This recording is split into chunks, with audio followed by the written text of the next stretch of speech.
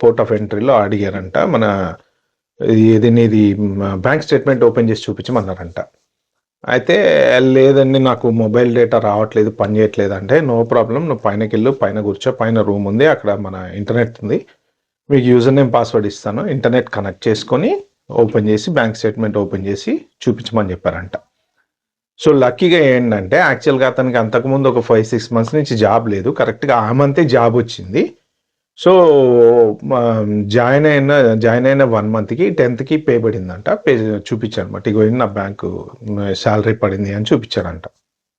So okay no problem, thank you so much అని చెప్పి పంపించేశారంట. అంటే ఒకవేళ లక్కీగా మనవాడు కరెక్ట్ ట్రావెల్ చేసే టైంకి శాలరీ పడింది కాబట్టి ఓకే బతికిపోయాడు.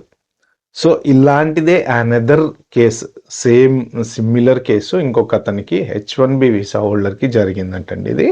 ఇది కూడా మా ఫ్రెండ్ వాళ్ళ ఫ్రెండ్కి జరిగిందట. పోర్ట్ ఆఫ్ ఎంట్రీలో మన అది బ్యాంక్ స్టేట్మెంట్స్ ఓపెన్ చేసి చూపించమన్నారట, నీ